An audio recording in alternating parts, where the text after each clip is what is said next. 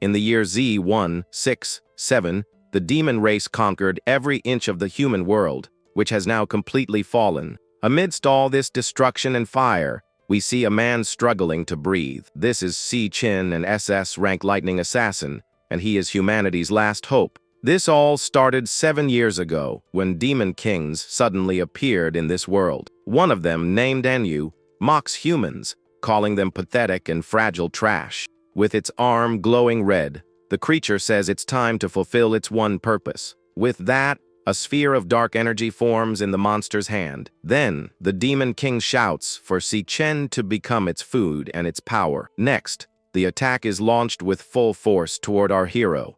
As he's consumed by the energy, the assassin remembers his sister and his comrades. He also remembers his master and all the dear people he has lost. Angrily, the young man grits his teeth, because those monsters took everything from him. But for them, the warrior promises he'll take his enemy down with him. In this way, he uses his ultimate ability, Terminus Arc, and a blast of light occurs. The demon king is surprised, as it can't move within that golden light. Meanwhile, our protagonist's face shines brightly with all his power. His body begins to shatter like glass, and the infinity symbol on his chest stands out. In one of the shards, a sad memory of his sister appears. In another fragment, the young man remembers his master who trained him. Finally, he sees his parents and thinks he'll be with them again soon. The young man regrets not being strong enough and wishes he had more power. Amidst the light, the demon king yells at him, calling his race inferior. The monster's voice echoes as its body disintegrates in the energy blast. Si Chen thinks that if he could go back, he would have found the demon's lair sooner. If that had happened, the warrior believes he wouldn't have lost everything so early. Right after, everything goes dark and a deep silence fills the place. Suddenly, the protagonist's eyes open, as if he were waking up. He is now lying on a simple bed inside an unfamiliar room. Sitting up in bed, the young man wonders if he really didn't perish in that fight. Confused, he looks around the room and tries to understand where he is now. Then, the boy gets up and slowly walks to the window to look outside. To his surprise, he sees a school infirmary and several students around. The young man is shocked and wonders where all those people came from. After thinking for a long time, he sits down and seems to have accepted reality. The assassin realizes he has gone back 10 years in time to his university days. At that moment, a strange sound echoes through the room, and a sound wave appears in front of him. A message says that the power of gluttony has been integrated and that he has returned before everything began. Looking at a screen, he confirms the date at May 16th, 2157. Si Chen understands that he is 3 years before the descent of the demon kings, and in 3 years the first demon king, named Wrath, will appear in the world. It was the demon Wrath who opened the gates to the underworld, and because of him, the other demon kings followed into the human world. Their arrival was the starting point for total destruction, and the reason our hero lost everything. But now, with his hands clenched into fists, the young man knows he's back, and everything will be different. The young man realizes that if he defeats the first one to appear, he might prevent the gates from opening. Then, he remembers the interface of the power of gluttony, which has been floating in front of him since he opened his eyes. Looking closer, the protagonist sees the sound wave transform into a data screen. With this, he's startled to see that the screen looks like a video game menu. The screen shows his name is Si Chen, level 1, and all his attributes are at 100. The assassin has never seen anything like this before, as in the past, he only fought with his awakened power.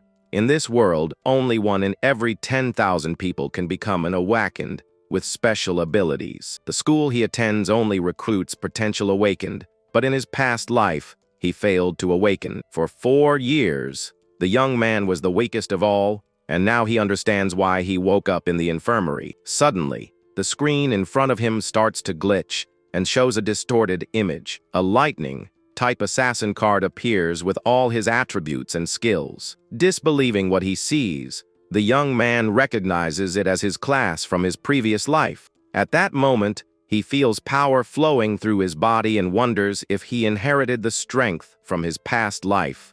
With lightning coming from his body, the warrior is sure he has awakened earlier this time. Right after, the skill card disappears, and the infirmary door opens. From there, a boy with glasses named Malong, a flower enchanter, enters the room. His friend approaches and worriedly asks if Si Chen's body is okay now. The protagonist says yes and realizes his friend can't see the interface. Mao Long is shocked to see that all his friend's injuries have vanished overnight. Si Chen explains that this is his university roommate, Malong.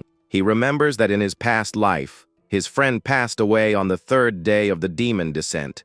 Overcome with emotion, the young man hugs his friend and feels that he has truly gone back in time. Then, Malong reminds him of the ranking test tomorrow and tells them to get ready.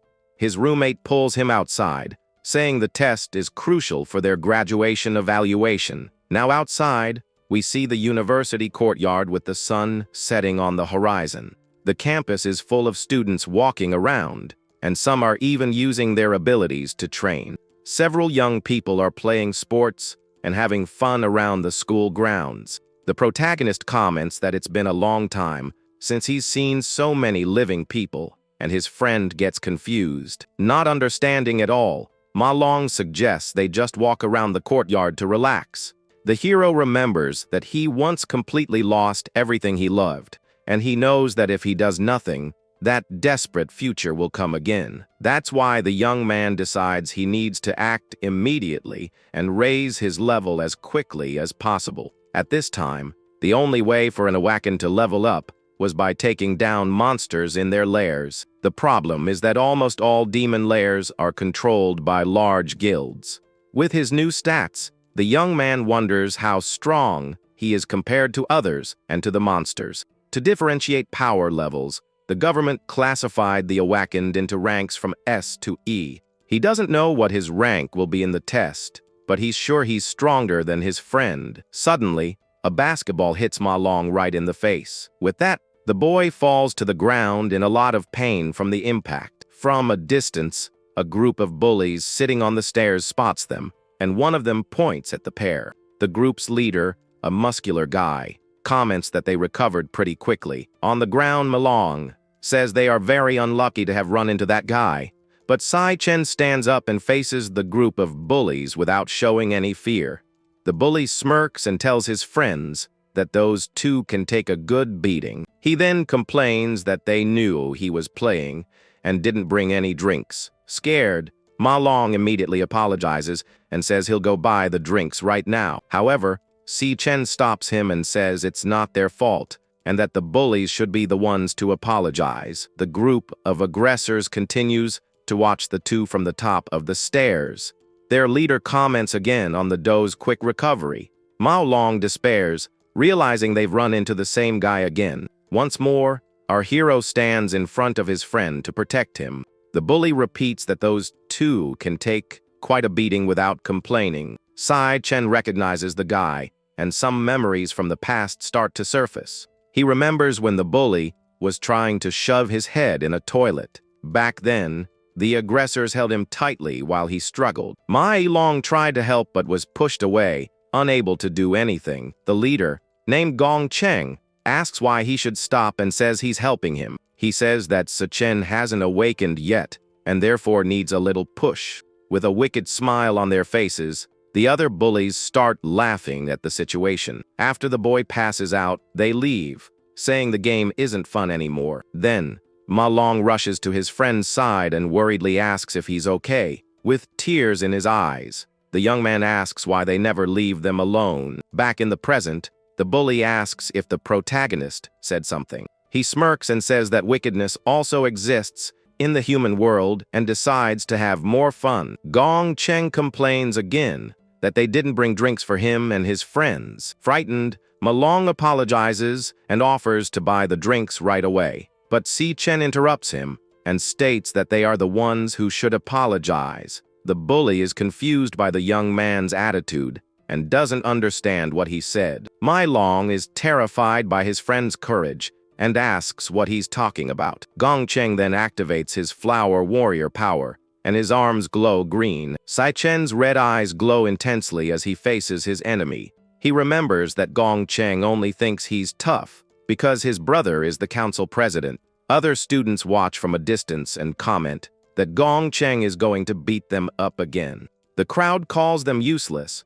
since one is the weakest awakened, and the other hasn't even awakened. Gong Cheng approaches Sai-chen with his fist glowing green, ready to attack. Annoyed, the aggressor asks what the protagonist just said to him. With a cold look, Sai-chen just tells him not to bother them again. Furious, the aggressor yells that he needs another beating and lunges forward with a punch. But to everyone's surprise, our hero blocks the attack very easily. With that, the bully retreats, feeling his arm tremble from the force of the impact. The crowd is shocked and wonders how he managed to block Gong Cheng's fist. Everyone is confused because they were sure the young man hadn't awakened yet. The aggressor gets very angry and yells, "How dare a weakling challenge him?" The protagonist then smiles and decides he'll test his new power on him. With that, the class change is completed, and he becomes a level 1 electric assassin. His friend Malong panics and asks when he awakened. Now, with yellow lightning coming from his body, the young man faces the enemy with confidence. Then, the bully uses his indestructible demon armor, and his body becomes covered in rocks. He says he'll show him the taste of his finishing move, and throws a giant punch. Even with the size of the attack, the protagonist doesn't flinch and counters with his own punch. Our hero's fist hits the bully's face with full force, and a lot of blood goes flying. With the force of the blow, the aggressor is launched far away and tumbles to the ground. The onlooker's jaws drop as he took him down with just one punch. His friend Malong is also completely shocked by the scene he just witnessed. Lying on the ground, the bully doesn't understand what happened and says it was a sneak attack. He then yells at his friends and asks if they're just going to stand there and watch. But the bully's friend is paralyzed with fear and can't move. At that moment, a dark and frightening aura surrounds the protagonist, and his eyes glow. The aggressor gets up in a rage and rushes at him, yelling that he's going to end him. With a quick move, our hero catches the enemy's punch with just one hand. The bully screams in pain as the protagonist squeezes his wrist tightly. With his eyes glowing yellow, Sai-chen tells the enemy that he is too weak. Then, he lands a powerful uppercut right in the aggressor's stomach. The force of the blow is so great that they are both thrown into the air at the same time. They fly and slam hard against the bleachers, which break from the impact. With that, the bully is left lying on the ground, all beaten up and completely out cold. All the other students run away scared, while Malong stands there, paralyzed. His friend wonders when Sai-chen became so strong like that. Our hero looks at his hand and seems to have reached a few conclusions. First, he knows he can switch to the electric assassin state at any time. And second, his normal state is already strong enough to deal with low-level awakened. This means his current rank is higher than E, but he still doesn't know what it is. However, the protagonist realizes there's still one more problem to solve. He looks at his status screen and sees that even after the fight, nothing has changed. So he wonders why, and a lightning blade forms in his hand. Ma Long and the others become frantic and ask what he's going to do now. With a cold look, the young man points the lightning blade at the fallen bully's face. With a serious look, the young man wonders if the way to gain experience is the same as in the past. Then, he plunges the lightning blade into the bully, who screams in pain from the attack. Suddenly, a female voice says that this is a school and scolds him. The young woman named Ling Yu, vice president of the student council, says the punishment is sufficient. With a smile, she approaches and assures him that the bully won't lay a finger on him anymore. With that, the protagonist lets go of the aggressor, who falls to the ground, nearly unconscious. The young man faces the vice president and asks if the council is eager to protect him. He explains that if people like that guy aren't intimidated, they'll keep bothering them. The bully's friends are scared by the young man's expression and decide never to provoke him again. But still, they don't understand how the two weakest students in the school did that. With a smug look, the vice president just tells her followers to leave. Later that night, we see the men's dormitory at the university with the lights on. Ma Long is yelling at his roommates, saying that Si Chen has awakened. He tells them that his friend took out Gong Cheng, and now his gang won't even look at them. One of the roommates, named Shang Zhou, a core magician, asks where the protagonist is. Impatiently, the roommate yells that an awakened doesn't need basic physical training. Another roommate, named Shang Yu, a flower enchanter, says that Malong's head must have been crushed.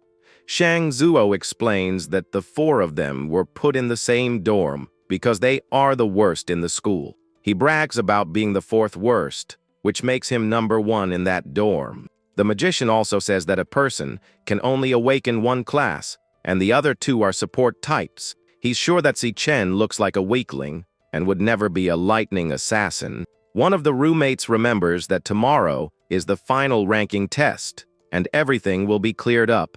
Meanwhile, in an E-ranked demon's lair, we see a giant portal of fire. From it emerges Gong Ting, the student council president, with his vice president by his side. He announces the end of that day's training, and everyone bows in respect. The president turns and finds his younger brother, Gong Cheng, waiting for him. The bully, all bandaged up, is leaning against the wall, waiting for his older brother. He complains that he won't be able to sleep if his brother doesn't take care of that matter. Gong Ting just replies that he understands and will handle it for him. With a cold look, the president promises he will resolve the situation for his brother. Later, in a fancy room, the president is having dinner with his vice president. She asks how he plans to handle the situation, and he says the other guy was stronger. The president then asks if that young man is as strong as they say he is. The vice president explains that fewer than 10 people in the school have reached D rank, and since the others don't have access to demon lairs, they have no way to improve. Outside, our hero is running in the rain with 100-kilogram weights. He knows that basic training can improve his physical quality and the limit of an awakened. With a strong enough body, he'll be able to unleash extreme class powers. But even with all the effort, the young man knows this is still far from enough. He remembers that in the year 2160, the demon king Wrath appeared in the world. A painful memory of his sister being attacked by the demon king flashes in his mind. It was this same monster named Wrath who opened the gates of the underworld for the other demons. With this memory fueling his hatred, the young man sets his first major goal. He knows the first thing he needs to do is take down the demon king Wrath. There are 3 years until the monster's arrival, so he needs to grow faster than the enemy. At that moment, the cell phone in his pocket starts to vibrate, interrupting his thoughts. He takes out the device and sees a call coming in through all that rain. To his surprise, it's his younger sister, Si Yun, calling him at that moment. With trembling hands, the protagonist answers the call and puts in his earbud.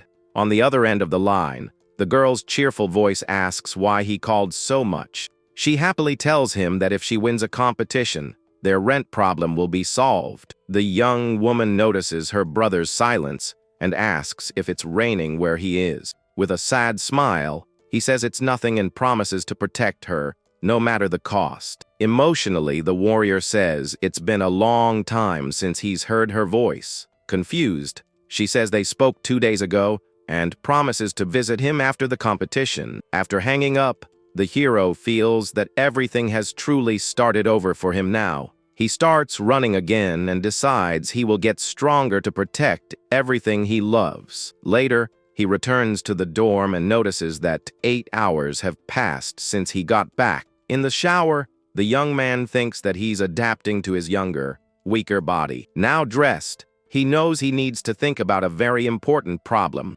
Sitting on the bed, the young man reflects that to level up, he needs to go to demon lairs. The problem is that guilds control these places, and he wonders how he's going to fight. At that moment, the power of gluttony seems to respond, and a loading screen appears. The loading bar moves quickly as the system is finally initialized. With the loading complete, the gluttony system is activated, and his consciousness is pulled in. The young man is then dragged into a strange and unknown dimension. He passes through several portals and lands in a place unlike anything he's ever seen before. Before him is a red sea and a giant tower that seems to touch the sky. Confused, the young man wonders where he is, since he was just sleeping in his room. He looks around, trying to understand what this bizarre and frightening place is. He is forcefully pulled through dimensional portals to an unknown place. Confused, the young man finds himself before a giant tower surrounded by a red sea.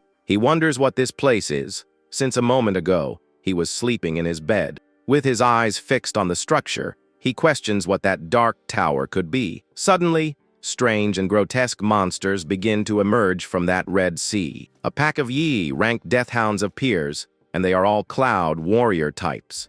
The system initiates a class change as yellow lightning appears in his hand. With the change complete, he becomes an electric assassin and decides to deal with the problems. A skill card shows that the lightning assassin class increases his speed by 10 times. With his new speed, the young man easily dodges an attack from one of the deathhounds. He then counterattacks with a lightning blade and cuts the monster in half. With the creature defeated, a notification informs him that he obtained 3 death forests. He realizes that with his current strength, fighting these monsters is very easy. The protagonist comments that defeating these E-rank creatures is child's play. Seeing his experience points rise, he's sure that this is not a dream. With that, a level up screen appears, and he's happy he can gain experience here. His stats now show level 2, and all his attributes have increased by 5 points. The young man is shocked as he realizes he's gotten a demon lair all to himself. But suddenly, an E-rank boss appears right behind him to challenge him. The creature unleashes a blast of fire, and the hero decides to test his limits against it. A boss's experience is higher, which is why he already leveled up to 3 so quickly. After defeating the boss, a strange notification appears over the monster's body. With wide eyes, the warrior approaches to see what the message says. He extends his hand toward the light, wondering what it could mean. The message says the monster is devourable, and the young man doesn't understand what that means. As he touches the light, he wonders if this is the true meaning of the power of gluttony. With the victory, he gains another 320 experience and some rare items. All the monster's energy is absorbed in a whirlwind of light and dark power. This energy condenses into a small, bright sphere of light in the palm of his hand. The sphere transforms into a card, showing that the monster has been absorbed and has given him a new skill.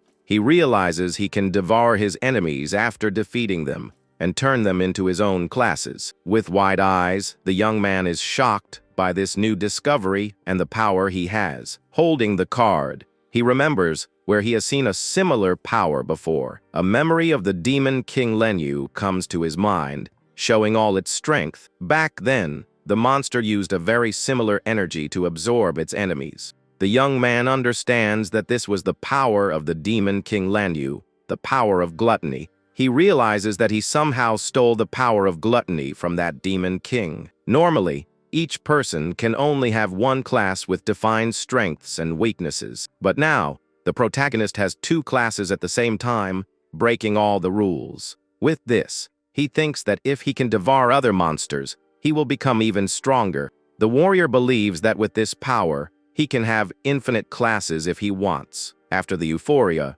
the hero wonders why he received such an incredible power, and he also questions what that demonic tower behind him is. Suddenly, a crushing pressure comes out of nowhere and throws him forcefully to the ground. Feeling that intense energy, the young man wonders what is happening here. Then, a voice says it has finally arrived and has been waiting for him for a long time. At the top of the tower, a dark and powerful knight calls him by name, Si Chen. In his world, the awakened and monsters are classified into ranks from E to S. The knight attacks with absurd speed and sends the young man flying with a single blow. In his past life, he almost perished to reach S rank, but now he's at most D rank, and the problem is that the monster in front of him is an S rank boss, which makes everything worse. Desperate, he wonders what kind of lair this is with such a powerful monster. And the strangest thing of all is that the knight somehow knows his name. Even at a disadvantage, they exchange dozens of blows, but the boss has had several chances to finish him. With a single strike of its weapon, the knight tosses him into the air as if he were nothing, but the hero notices that no attack has hit his vital points. The boss is just toying with him. On the ground, the knight asks if he's still going to continue fighting like that. All beaten up, the young man understands that the monster doesn't want to end him, but wants him to surrender. The boss then offers him the chance to guard that demonic tower by its side. With a hateful look, the young man grits his teeth and says he will never stay in that wretched place. The knight attacks him, and a purple blade pierces through his shoulder. With that, a lot of blood splatters everywhere as he stands shocked by the blow. The boss asks if he really thinks it won't end his life right there. It explains that it was only patient because the young man was the only one who managed to get there. With a powerful purple aura, the knight asks for the last time what his decision is. It lifts a giant rock and gives him two options: stay or be crushed. With yellow lightning flashing in his eyes, the young man faces the enemy and makes his choice. Then he shouts that his choice is to take down the boss and charges straight at it. The knight finds the hero's attitude ridiculous and launches an attack with its dark energy. The attack hits the young man head-on, and an explosion of purple and yellow energy occurs. Despite the force of the blow, the warrior manages to hold his ground and faces the boss without fear. He says that during their exchange of blows, he managed to notice a pattern in the attacks. The young man noticed that before each strike, the boss takes 0.4 seconds to prepare. With this information, he predicts the path of the blade and dodges the attack at the last second. And most importantly, after each strike, the enemy has a delay of 0.2 seconds. With this, he knows that if he aims for this opening while the boss is defenseless, he can attack. Using the opening, he strikes the knight's heart with a lightning blade in an instant. The lightning blade has a critical hit bonus and applies paralysis to vital points. With the enemy paralyzed, he uses the skill Thunder God to increase his speed. He knows that those few seconds of paralysis are enough for him to escape. While running, he observed the only source of light in that place and runs towards it. Believing that light is the exit, the young man reaches out his hand to grab it and flee. But to his surprise, the light source simply disappears right in front of him.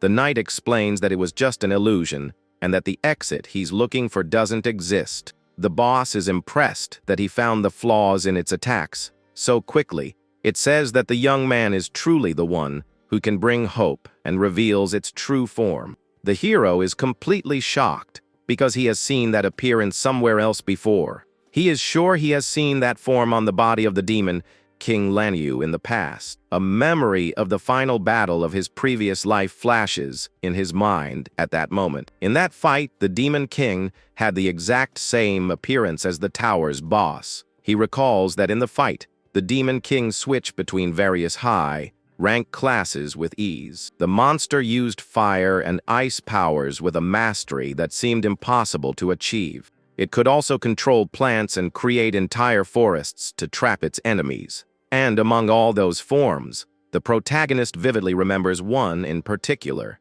He clearly remembers that appearance, which was now right in front of him. The tower boss had the exact same appearance as the Demon King from his past life. With this, a theory begins to form in our hero's mind about what happened. He wonders if the boss was devoured by Lanyu's power of gluttony at some point, and since that power is now in his body, he understands that this place is inside him.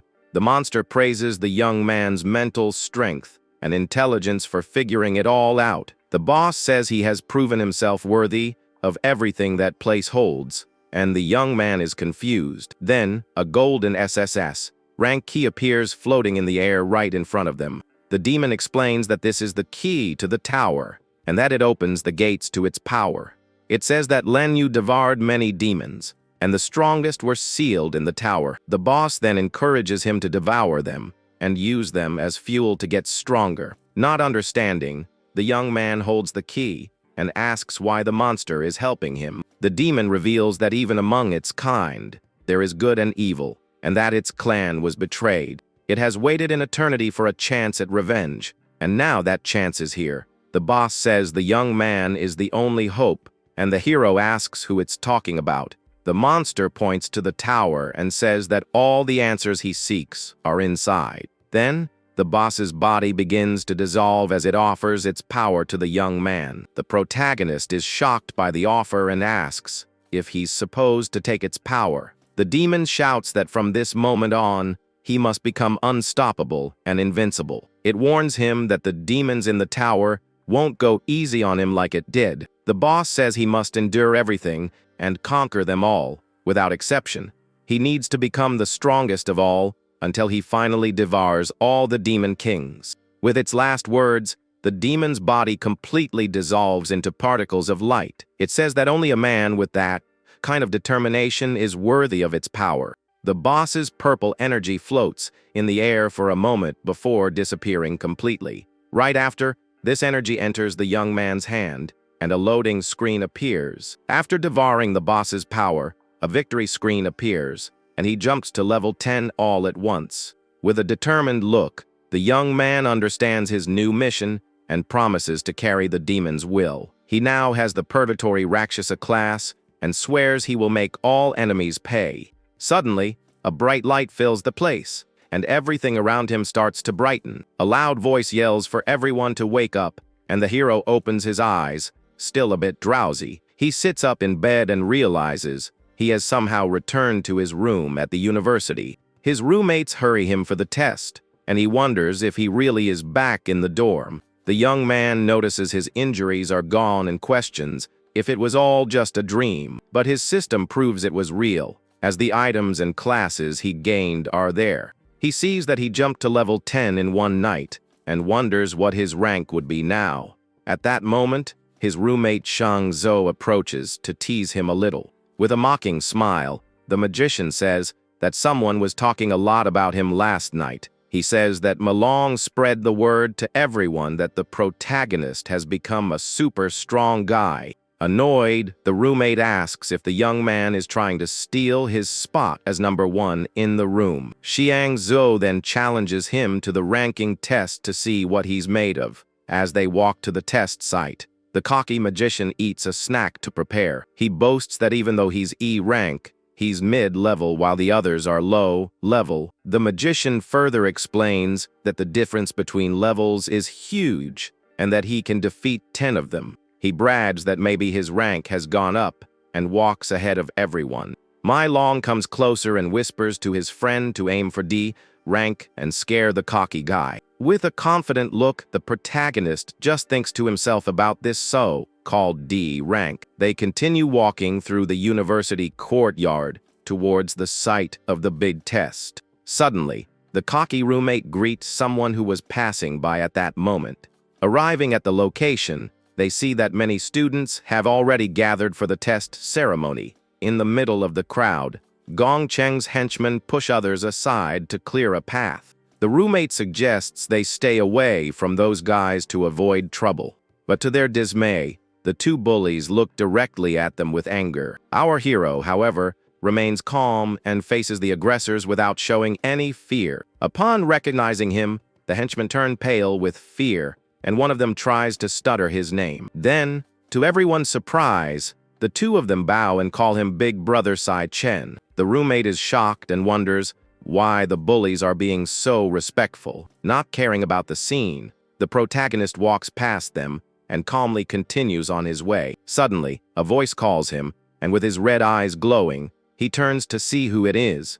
A student council officer named Jiang Jian approaches with a mocking smile. He asks if the young man has any idea that Gong Cheng is the president's younger brother. The hero's roommates recognize the officer and become worried about the situation. They know the guy is the president's stooge and a powerful D rank, and they get scared. The officer approaches and says he has a great sense of smell for strong people from a distance. But he mocks the young man, saying that on him, he only smells a permanent failure. The protagonist retorts, saying his sense of smell is also good, and that he can sense true strength. Jiang Jian taunts him again, saying he only has the smell of a lifelong loser. With a calm and cold look, the young man asks if the officer is some kind of dod. Furious, the officer yells at him and asks what he just said to him. Before the fight escalates, a voice from afar tells Jiang Jian to stop the commotion immediately. It was President Gong Ting, who says he investigated and that his younger brother was in the wrong. He states that it's fair to pay the price for a mistake, and his lackey agrees at once. The president then stares at our hero with a serious and cold look without saying another word. The protagonist returns the look with the same intensity, and the atmosphere becomes very tense between them. An announcer says the test will begin, and that students will be called by number. Gong Ting walks away, thinking that the young man doesn't seem to be a major threat to him. From a distant window, a blonde woman observes the entire student testing ceremony. A man beside her asks if she has found anyone worth paying attention to. With a smile, the young woman just says that this test could be very interesting. The announcer then calls the next participant, the roommate Xiang Zuo, for the test. Determined, the magician prepares to show his true strength, and his hand glows with energy. He then walks towards the testing portal to begin his power evaluation. It is explained that the test is done individually inside a special training layer. Inside this layer, there is a demon heart that can absorb all of the user's energy. To be tested, the awakened must release all their energy at once into the heart. The magician then launches a powerful energy attack that goes straight for the heart. The heart absorbs all the energy and transmits it to the external equipment through cables. With this, the machine processes the received data and begins to calculate the test result. Then, on the big screen, the result appears and Xiang Zuo is classified as a mid-level E rank. The announcer confirms the registration, while an evaluator asks about the other data. Ma Long becomes anxious, hands clasped, and says that now comes the main event of the evaluation. In addition to the current rank, the test can also measure the maximum potential of each awakened. After a moment, the magician's potential is revealed on the screen as C level. Disappointed, Xiang Zuo regrets not having improved and hoped to achieve D rank. As the next student is called, the magician sits on the stairs and is consoled by his friends. The other two roommates also got E rank and C potential and are dejected together. But suddenly, a result of D rank with B potential appears, and everyone is shocked. The crowd goes wild as the first D rank of the year has just appeared. Sometime later, Jiang Jian, the president's lackey, gets a D rank with A potential. The friends feel even more down as that's already the 8th D rank of the day. The evaluators comment that with so much talent, the combat assessment will be amazing. The announcer then calls the next name, and all the students fall silent. Finally, it's Gong Ting's turn, the student council president, to take the stage. The crowd shouts excitedly as he is the young master of the Imperial Guild and very famous. Our hero and his friend Malong just watch the president walk by in silence. The students remember that he was already D rank and wonder what level he will reach now. Inside the testing room, the president prepares in front of the demon heart. With a strange movement, the heart's eye opens to receive the young man's energy. Gong Ting extends his hand and concentrates to release all his power into the heart. He decides to hide some of his strength to create a bigger sensation at graduation. Even holding back, the president is sure he will be number 1 in the school's history. On the big screen, the rank and potential bars load with white and gold colors.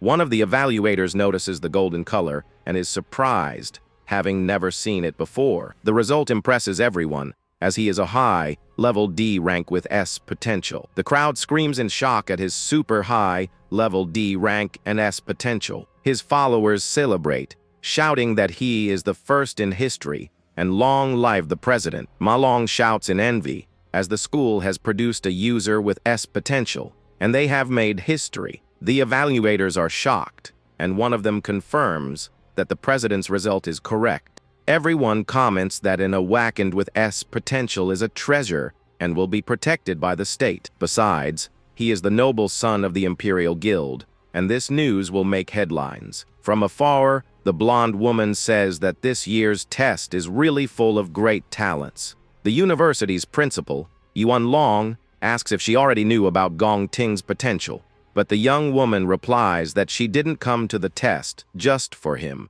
and the principal is surprised. With a confident smile, she explains that compared to the president, she has another interest. She is eager to see another student's performance, and the announcer calls the next one. With a serious expression, our hero hears his name, Sa-chen, being called to the stage. A student in a floral shirt taunts him and tells him to bring honor to the dorm. He yells for the young man not to show an E rank, and that their room will become a joke. The guy continues to mock, saying that a bunch of weaklings like them only brings misfortune. Furious, Ma Long yells for the taunter to wait a bit and see what happens. He states with certainty that Si Chen will surprise everyone and shut him up. The protagonist then enters the testing room, and his name appears on the large blue screen. Xiang Zuo watches him from afar, while the bully continues to laugh at the whole situation. Inside the testing area, the young man prepares and wonders if he can really do this. With the young man in position, the demonic core in front of him opens its large, greenish eye. With his eyes glowing red, the hero extends his hand, ready to unleash his power. It is explained that the only chance to get into a good guild is the combat assessment. In this assessment, students can choose their own classmates to form teams of 10, and the squad that comes in first place will be recruited directly by the Imperial Guild. Therefore, the test is not just for ranking, but also for recruiting new members. With the team complete, Jiang Jian brags that all 9D ranks are on his team. Thus, the strongest team is formed, and everyone shouts that the president will be the best of all. But along with the strongest team, the weakest one also emerges and ends up being eliminated. Worried, Ma Long wonders how long his friend has been inside that room. He looks at the big screen and notices that there are still no results appearing there. Some students start to leave, and one of them mocks that his power is so pathetic it doesn't even register. The president turns and tells his lackey to call the rest of the team so they can leave. But suddenly, the big screen starts to flicker and show an unstable and confusing result. Then the result finally appears, and to everyone's surprise, it's a high-level D rank. With this, the protagonist's roommates' jaws drop, unable to believe what they've seen. Ma Long goes crazy with joy and yells to everyone that he was right about his friend's power. The president and his lackey are also surprised and don't understand how that was possible. Inside the room, a message warns that the system has detected instability and requests a new test. The young man realizes he was in his basic form and that his level 10 is equivalent to a high D rank. So he decides to use his full power, and a class change screen appears in front of him. With the change complete, he becomes the hellish Death King and decides to test this devoured class. With the new power, the D rank on the big screen begins to flicker and transform again. In seconds, the result climbs to an impressive mid-level C rank. To everyone's astonishment, the entire crowd goes wild, and Ma Long wonders how his friend's rank jumped again. Shocked, the president and his lackey look at the big screen, and the friend says the machine broke. The evaluators become frantic and wonder why the rank won't stop changing and if the system has failed. Again, the system warns of instability as the demonic heart begins to sweat with fear. The warrior thinks that his other classes are stronger and begins another class change. He becomes the purgatory Rakshasa and decides to see the full extent of his new power. Faced with so much power, the eye of the demonic heart dilates completely in pure fear. With that, an explosion of purple energy takes over the entire testing room. The energy is so strong that a dark, purple vortex appears in the skies of the university. All the students look up at the sky, scared, and wonder what the heck is happening.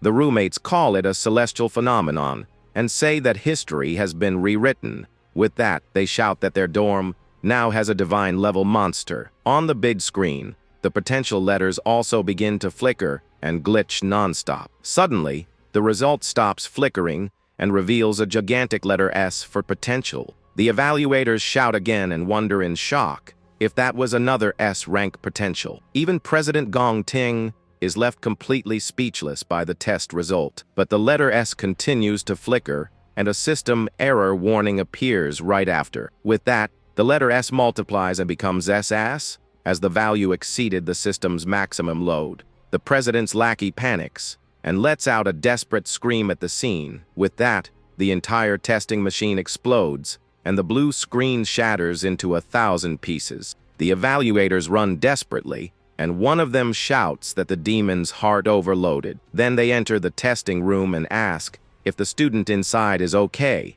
But one of the scientists is left speechless when he sees what really happened in there. He realizes that the machine's demonic heart is completely lifeless and dried out. Not understanding at all, the other evaluator wonders if the machine burned out from overuse. The protagonist thinks he pushed it too hard and finished off the heart, but he got a surprise.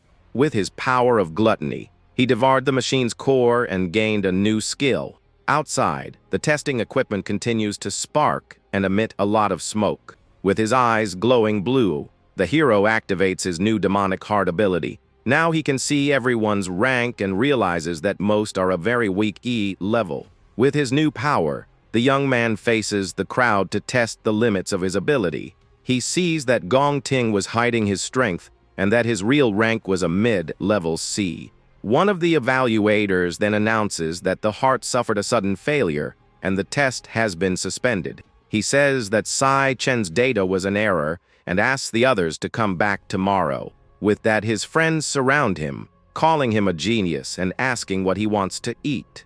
The lackey approaches angrily and says that a loser like him would never have that kind of power. He yells that the young man broke the machine, and now the student council will have to wait. Out of patience, our hero prepares for a fight, and yellow lightning comes from his hand. With his eyes glowing, the young man wonders if it wouldn't be better to just finish this guy off. But suddenly, Gong Ting appears and tells his lackey not to disrespect his new colleague. The lackey is shocked and asks what the president means by new teammate. Then Gong Ting extends his hand and invites the protagonist to join his squad. He guarantees that with the two of them together, the highest score in history will be theirs for sure. From afar, Malong and the others are shocked that the president personally invited him. The lackey panics because if the newcomer joins, someone will have to leave the main team. He gets angry and wonders what right the young man has to join the team like that. But he knows that if the president said it, he has no choice but to obey. With a fake smile on his face, the lackey welcomes the new team member. But to everyone's surprise, the protagonist slaps his hand away and refuses the offer. The lackey and the president are completely shocked by our hero's bold attitude. With that, the henchman shouts, but the young man replies that their strength has nothing to do with him.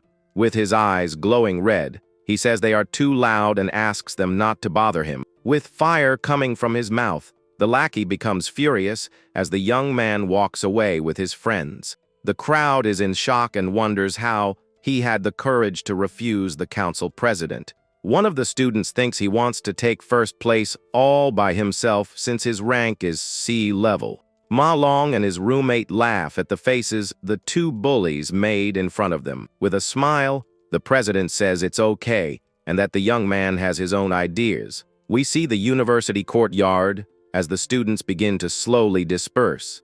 The principal regrets that the two didn't team up, as he was hoping for a new school record. But the blonde young woman replies that this way, everything became much more interesting to watch. She explains that Gong Ting was born with a silver spoon, and the refusal was a declaration of war. The young woman also comments that the president is not someone easy to deal with, and the fight will be a good one. The lackey complains that he only got attention because of an error and doesn't believe he's C rank.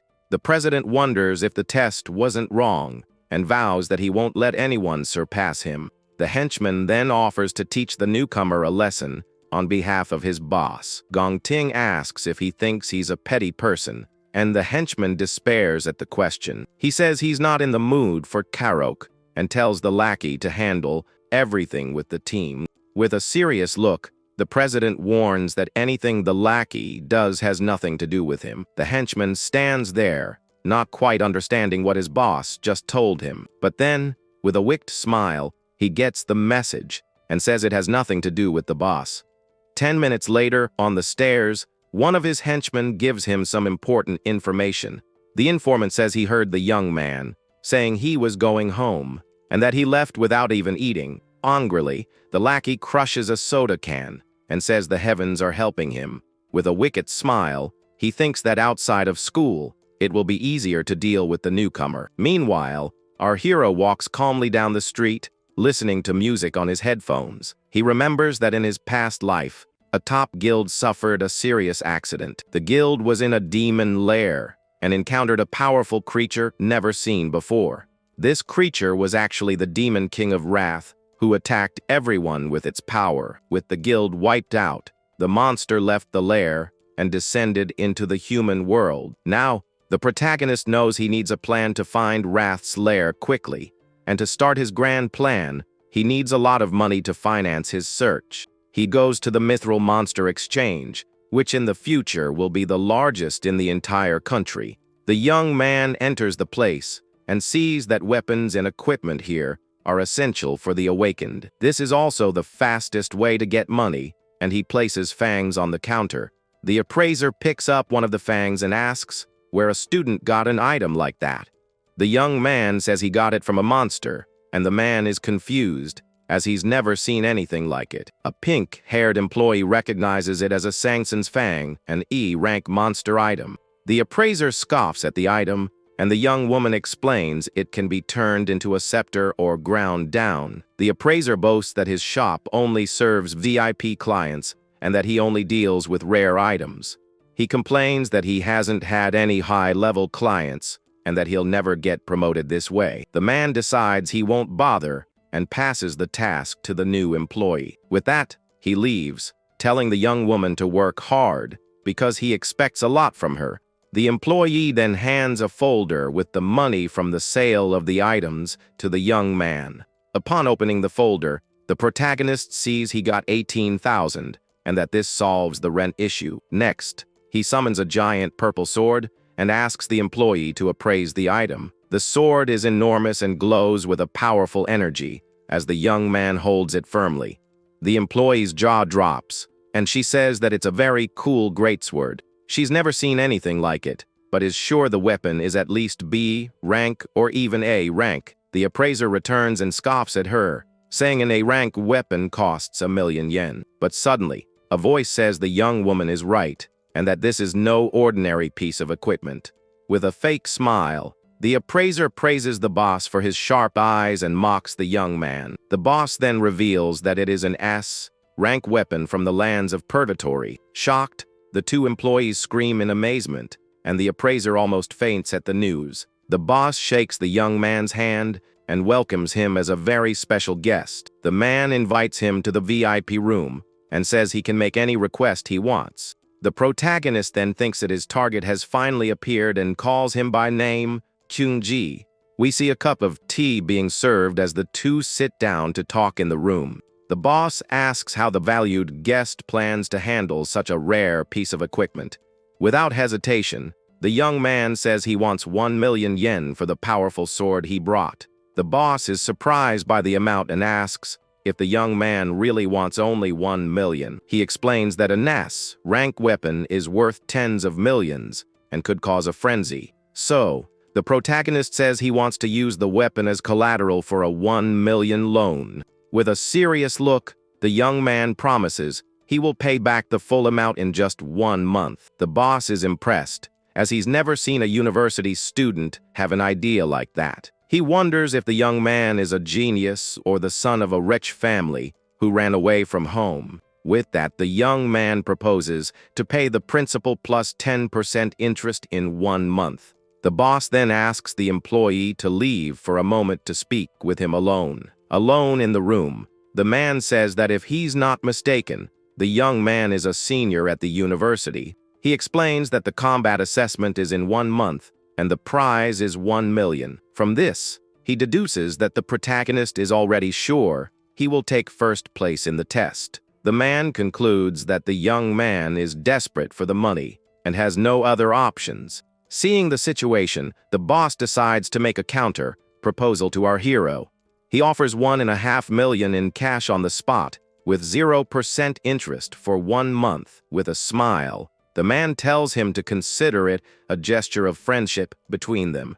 The young man remains silent for a moment, thinking about the unexpected offer from the shop owner. The shop owner says the young man studies at the National University and is about to graduate. The graduation assessment is in 1 month, and the prize for the winner is 1 million yen. He ventures a guess and says the young man is certain he will place first in the assessment. The boss assures him he will keep everything secret and offers privileges in future deals. The protagonist is impressed by the cleverness of the man who will be number 1 in the future. He knows that to defeat the demon of wrath, he will need help and can't do it all alone. Therefore, the young man decides he needs to find reliable partners and shakes the boss's hand. With a mana contract, the money is transferred to the young man's account instantly. The transfer of 1,500,000 yen is successfully completed between them. The boss then asks what weapon he will use in the assessment since he pawned his. He offers to lend B rank and A rank equipment since he doesn't have any S rank weapons at the moment. But the young man refuses the offer and summons another purple sword, just as powerful as the first. With the new weapon in hand, he says he has another identical sword, leaving everyone shocked. The boss and his employees are left speechless and wonder what the heck this young man is. The man then bids him farewell as a valued guest and a true young hero. The boss also promotes the employee to supervisor for keeping the guest in the store. Now outside, the protagonist prepares for the next stage of his plan. He says he needs to buy something important and gets into a taxi to go to another place.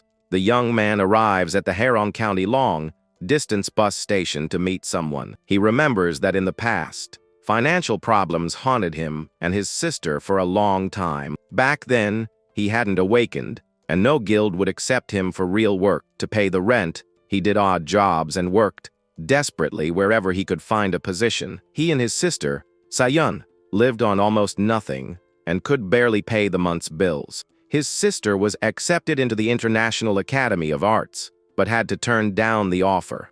Holding the acceptance letter, she thought about what it would be like to attend her dream university, but afraid of being a burden, she tore up the letter because the place was too far from home.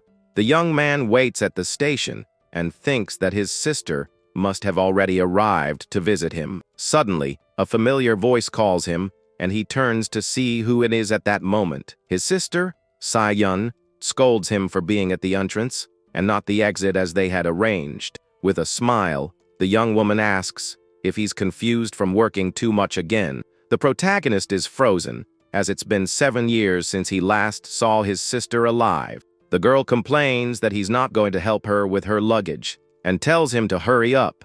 She finds her brother's silence strange and asks why he's just standing there like an idiot. Overcome with emotion, the young man hugs her tightly and holds her in his arms affectionately. Not understanding at all, the girl is surprised by her older brother's sudden action. After 7 long years, he finally sees her again and can hug her tightly. With a smile on his face, he thinks about how much he missed his sister and her presence. The girl complains that he's trying to suffocate her and pushes him away angrily. She says he's been acting weird and asks if he got rejected by some girl. The two then walk down the street together as she tells him how fun the trip was. The protagonist watches her with a smile and thinks about how he will protect everything he loves. With a determined look, he promises that he will never let his sister suffer again. From a distance, someone watches the two and says that this is the only road that leads home. The lackey sets up an ambush and tells his men to attack as soon as the target appears.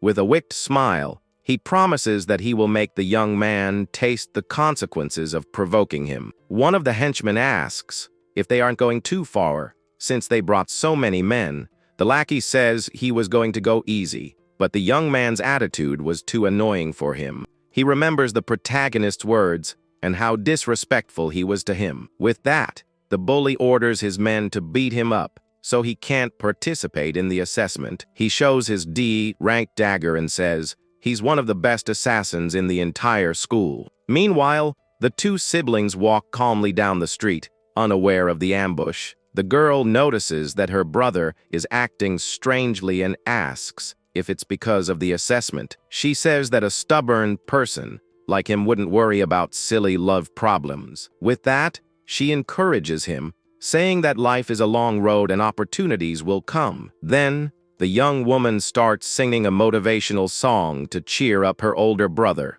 The protagonist smiles and realizes his sister is sensitive and noticed his change right away. He says he's fine, but the young woman thinks he's just acting tough out of pride. She concludes that her brother is getting old, and that the books were right about men. From a distance, the henchmen watch them as they get closer and closer to the ambush. One of the men asks why there's a girl with him, and the other thinks that's perfect. He says the alley has no cameras, and that the siblings will have a nice surprise today. Suddenly, the protagonist stops walking and senses the dark aura of the enemies nearby. He recognizes the aura of the student council gang and knows they are there. The young man sees the hidden henchmen and realizes they dared to follow him all the way here. Calmly, he takes off his headphones and prepares for what's to come. Then, he puts the headphones on his sister's ears to protect her from the fight. He says he has a song he likes and asks her to listen to it for a bit. With the music playing, he says it can convey his current state of mind. The young man steps away and prepares for the fight that is about to start in the alley. He thinks that now he'll be able to understand his older brother a little better. With his eyes glowing blue, he uses his new ability and sees the rank of all the enemies. As the music plays, the girl closes her eyes and concentrates on the melody she hears.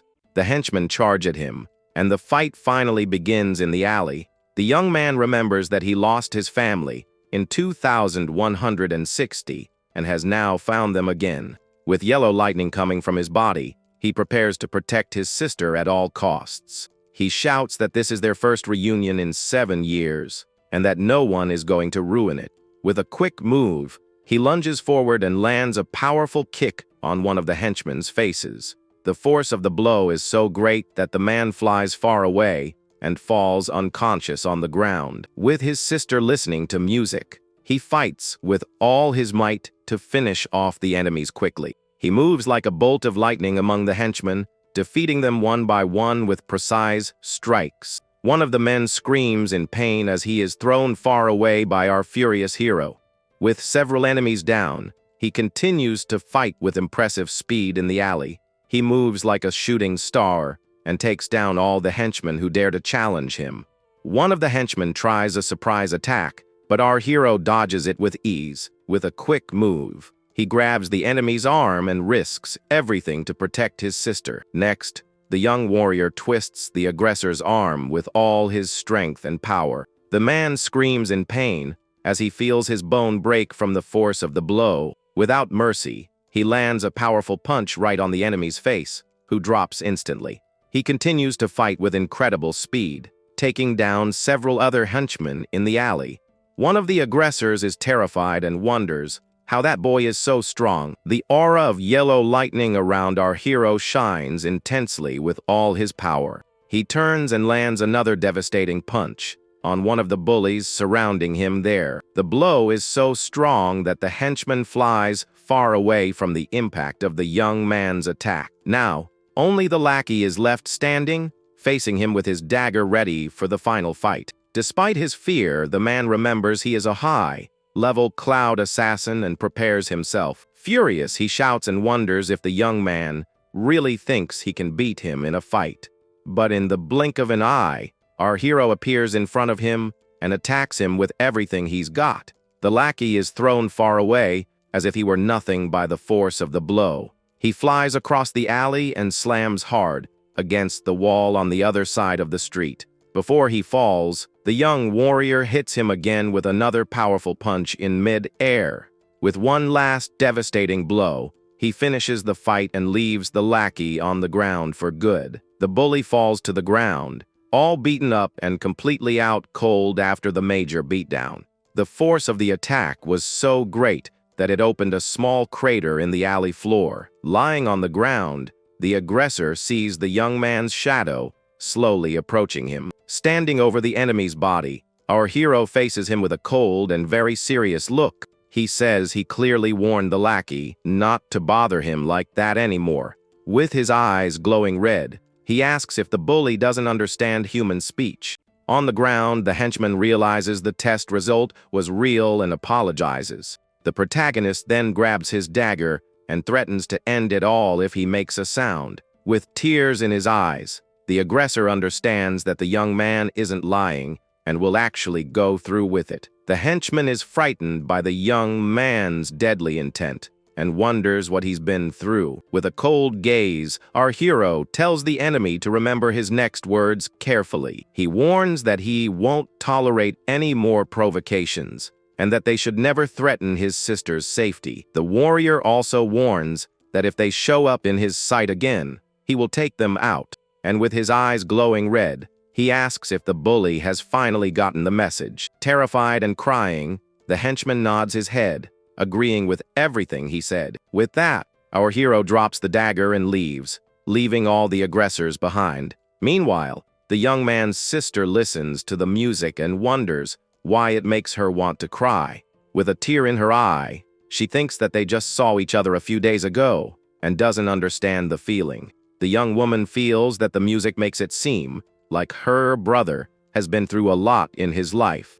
She then angrily takes off her headphones and complains that he's being very annoying with that song. After the scuffle, the protagonist approaches his sister and hands her a gift box. With a smile, he says that the gift is for her and shows her a golden pen in the box. The young woman is shocked because it's a brand new holographic mana drawing pen. She takes the gift and asks where her brother got the money for something so expensive. The girl says they should return it, but the young man remembers that he failed to protect her in the past. With his injured hand, the young man clenches his fist with great force and determination. He then promises himself that in this life, he will protect everything she loves most. Back in the alley, we see the henchmen on the ground, and one of them is calling for an ambulance. Later, the young woman tests her new pen and starts drawing something bright in the air. With the pen, she draws a holographic fish and is amazed at how easy it is to use. Our hero eats his sister's noodles and says he's happy that she liked the gift, but the girl reminds him that they still have to pay the rent and can't spend so much. To this, the young man replies that he's already paid the rent for the entire year, leaving her shocked. He makes up a story that he started a small business with a friend, and that's how he got the money. Suspicious, the young woman stares at him and thinks that he's a terrible liar and is hiding something from her. But she sees the happy smile on her brother's face and realizes it's been a long time since she's seen him like that. After the fight, the young man returns to his sister, who is still listening to music, unaware of anything. Sitting at the table, the girl asks him not to push himself too hard, no matter what happens. With a gentle smile on his face, the young man agrees with his sister's concern. Elsewhere, a man receives news that Zhang Dai is seriously injured. His injuries are so severe that not even the best healer could fix him up in a month. This guy didn't expect the aggressor to go after Si Chen and get beaten up so badly. A woman sitting in an armchair hears that because of this, the bully will miss the assessment. But he says it doesn't matter, as the team is just getting rid of a burden with poor skills. Then the young man walks alongside an older man who seems to be important there. He is Gong Xuan, the director, who complains that Si Chen is always involved in trouble. The director mentions that he confirmed the internal results of the young man's last rank test. With that, he confirms that the protagonist is indeed a C-rank combatant at that moment. The woman says that his father invited the vice president to watch his performance. The green-haired young man listens to everything in silence with a serious and very confident look. Gong Xuan says that if things get worse, he'll ask his niece to fill the spot. At that moment, the young woman looks at him with a smile and tells him not to worry about it. She tells her uncle that he worries too much about small, unimportant things. The rival then asks if they really think he used his full strength in the test. He promises that on the day of the combat assessment, he will show everyone who is the strongest. With a defiant look, he makes it clear that no one is going to steal his big moment. Meanwhile, in the university dorm, our hero takes a shower to relax. He thinks about how he completed his 100-kilometer training and solved his financial problems. His next task now is to win the $1 million scholarship and pay off his loan. The contract made with King Jim must be honored, as he will need help in the future. Lying in his bed, he reflects that there is less than a month until the final assessment. With this in mind, the young man decides he needs to level up a few more times before the big day. Then his gluttony system activates and transports him to a mysterious place. Before him appears a giant, dark tower that stretches up to the red sky. The system shows that his weakest class, the Hell Death King, has reached C rank, but his strongest class, the Purgatory Rakshasa, exceeds the system's limit. The ranks of his other two classes are still a mystery to the young man at the moment. Suddenly, an SSS key appears, and it's the only one that can open the tower's gate. With the key in hand, he decides he will test the power of the magic tower today. The gate opens, revealing a vortex, and he wonders what the scenery will be like inside. Without hesitation, the young warrior enters the portal to discover the tower's secrets. Upon being transported, he is surprised by what he sees and wonders where he is now. He has ended up in the fallen Star Wastelands, a desolate place full of stars. The protagonist feels something strange and doesn't understand why his body is so heavy. With a groan of pain, he falls to his knees, unable to stay on his feet. He realizes the gravity there is insanely strong, being 10 times greater than normal. The door has vanished, and to get out, he needs to defeat the boss using only 30% of his strength. The young man understands that he needs to adapt as quickly as possible to survive there. Suddenly, a B-rank ghost lion appears and prepares to attack the young man. To fight, he begins to switch classes and prepares for the upcoming combat. The switch is complete, and he becomes the lightning assassin to face the beast. The monster then leaps with its claws, ready to tear our hero apart. With his new speed, he dodges the attack and moves like a lightning bolt across the scene. He feels his body is heavy and knows he needs to end the fight as quickly as possible. His attack hits the target, but fails to cause damage or paralysis to the creature. Surprised, the young man can't believe his vital strike just barely missed the target. The gravity affected his speed and precision, causing the lion to almost crush him.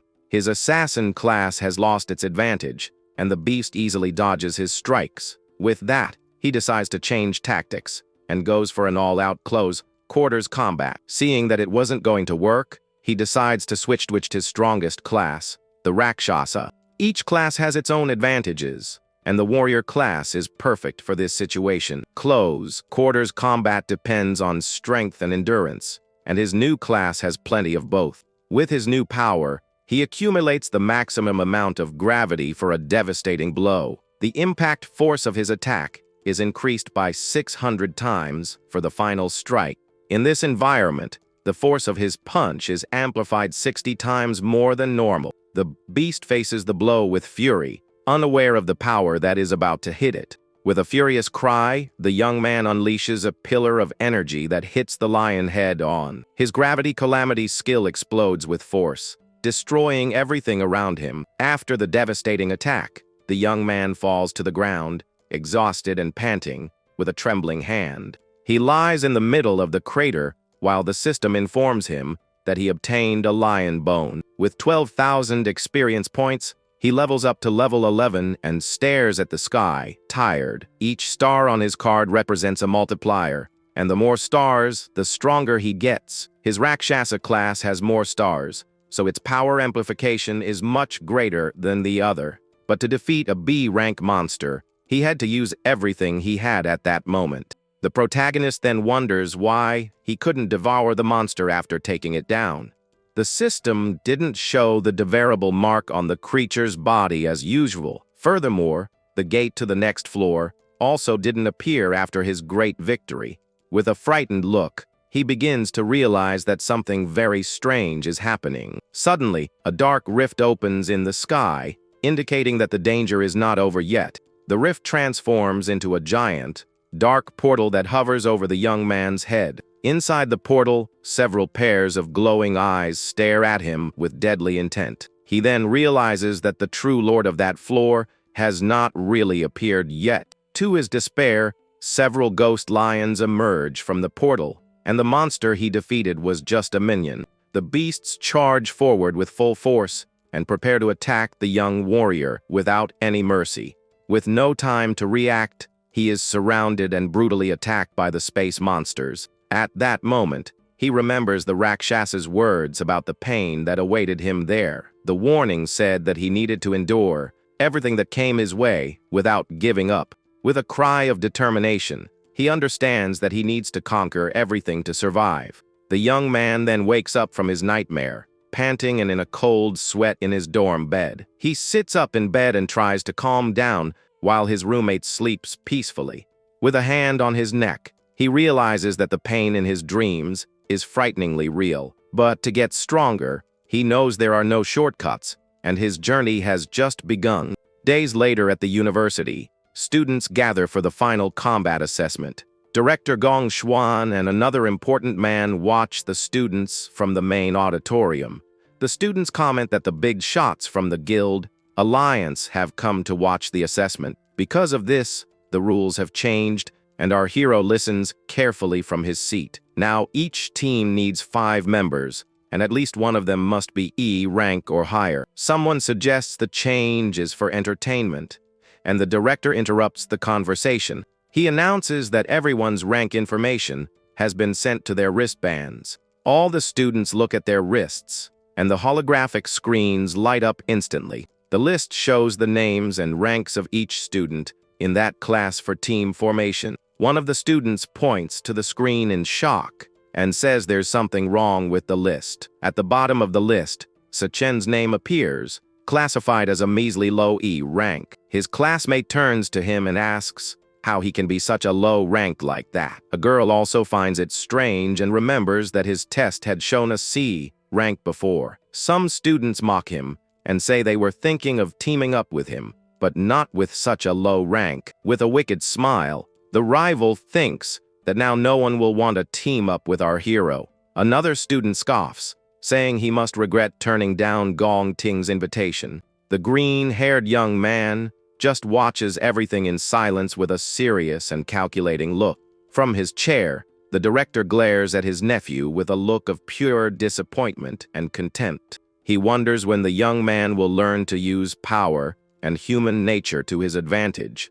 With a wicked smile, he decides he's going to teach his nephew a lesson once and for all. He then tells the students to hurry up and form their teams for the assessment. Instantly, a crowd of students surrounds Gong Ting and begs to join his team. Everyone offers their skills and promises they won't get in the team leader's way. One of the team members shouts that they can only add one more person at most.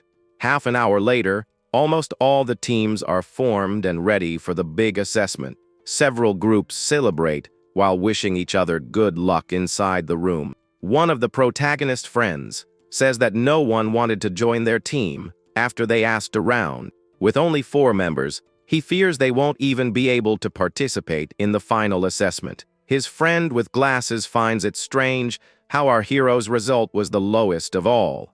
The young man feels that the rules are deliberately targeting their dorm on purpose. The assessment is everyone's only chance to show their worth to the major guilds. In the Devil's Cave, the number of monsters is determined by the number of team members. In other words, the more people on the team, the more monsters they'll have to face in the assessment. That's why no one wants to team up with low-rank people, so they won't be a burden. The 3 lowest E-rank students in the school are all in the same dorm, just by bad luck. Suddenly, a group calls Sang Zuo over to join their team right then. They say they're just one person short, and that he won't want to team up with the failures. With that, the young man understands that if he doesn't join them, he'll be abandoned by everyone. his low-rank friends would be left behind and lose their qualification. With a serious look, the young man refuses the offer and says he won't abandon his friends. He states that the dorm agreed to form a team and that he won't break his promise. The other team gets angry and says he doesn't know what's good for him. Looking at the list, the friend with glasses gets desperate, as almost everyone has already formed their teams. With that, the young man glares at the director, and his eyes glow with a mysterious green light.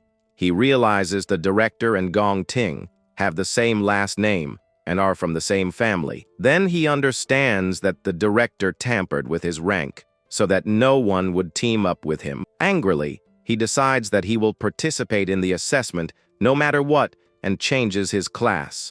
The switch is complete, and he prepares to show everyone his true power.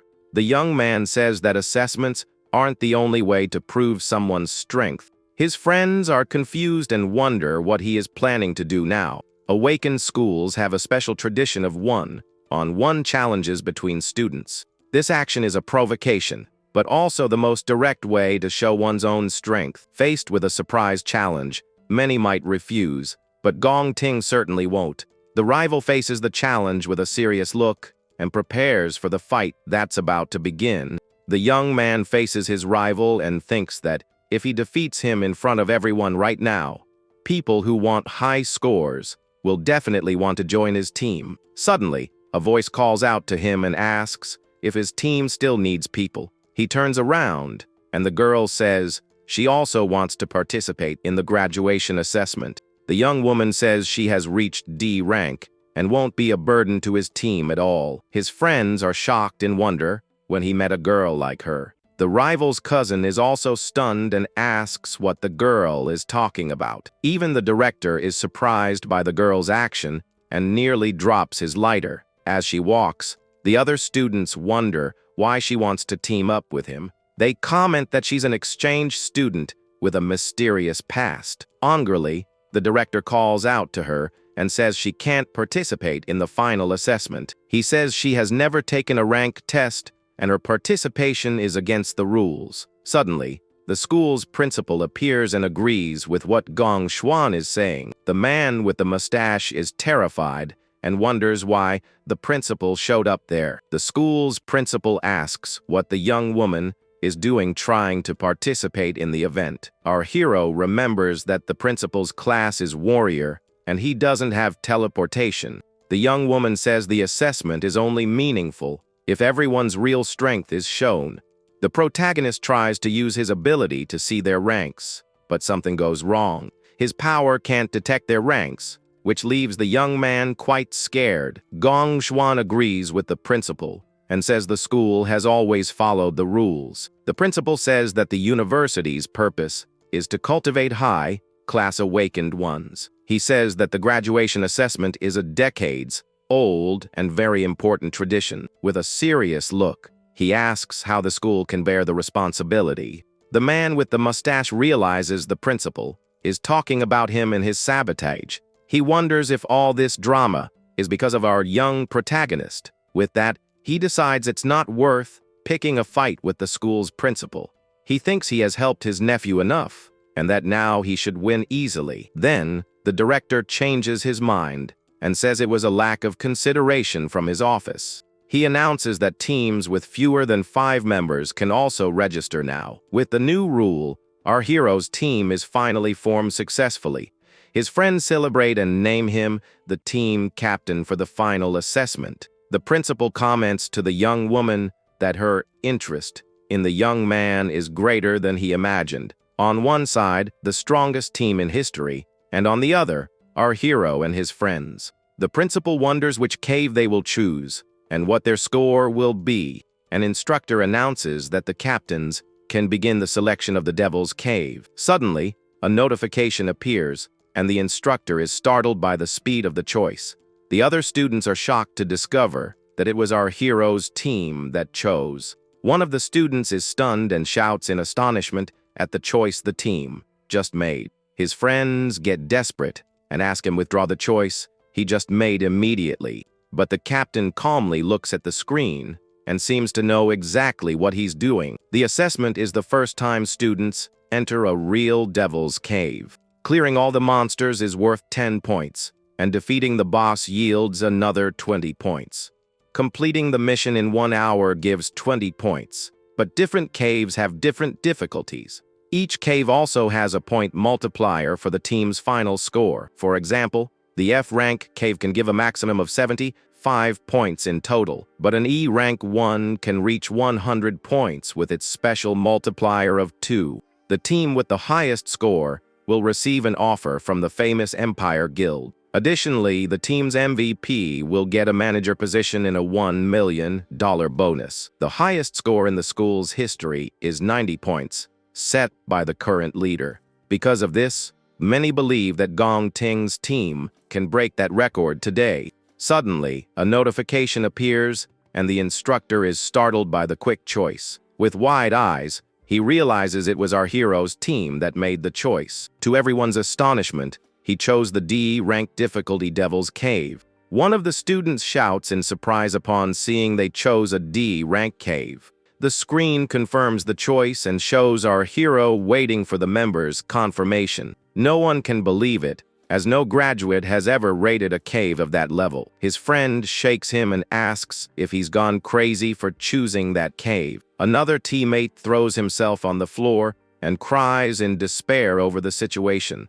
The notification asks him to confirm, but he wonders if there's still time to back out. The friend with glasses looks at him and asks if he has thought carefully about what he just did. Calmly, the young man replies that yes, he has thought very carefully about his choice. At that moment, another notification appears and shows that Gong Ting has also chosen D rank. The screen confirms his rival's choice and shows that all members have already accepted. The other students are stunned to see that another team has chosen the same level. With a confident look, the rival team seems ready for the challenge ahead. One of the girls on the rival team scoffs at them and says they don't know their place. Another student says they're just trying to get attention since they're going to lose. The girl says their team will fall apart in the blink of an eye, for sure. The friend with glasses observes the captain with a serious and doubtful look. He notices our hero's determined expression and his powerful and strange aura.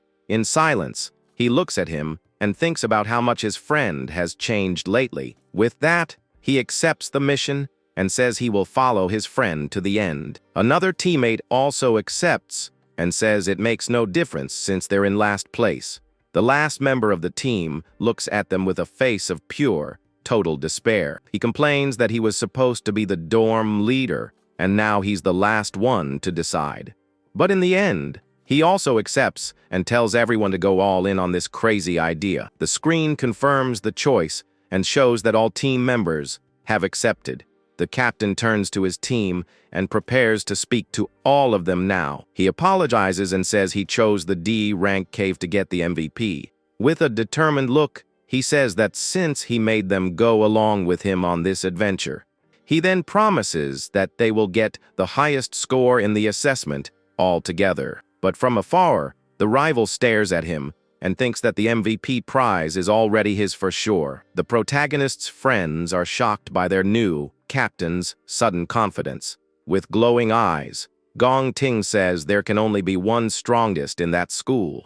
The blonde-haired young woman notices the expression on the enemy's face and is surprised by it. She realizes that the rivalry between the two has finally come out for everyone to see. The school's principal comments that youth is good because it's not afraid of the unknown, but the young woman thinks that our hero's choice was a bit too confident for him. She recalls that even with a multiplier of 3, the D-rank cave is very difficult. The difficulty is several times higher than that of an E-rank cave, and they are not the ideal team. With a smile, the principal says there's only half a month until the assessment truly begins. He thinks it's impossible for them to improve their skills in such a short time, but the man hopes that our hero's team can at least put on a good show. 17 days before the assessment, we see the young man's team exhausted on the training field. The friend with glasses complains that everyone else is training in simulation rooms,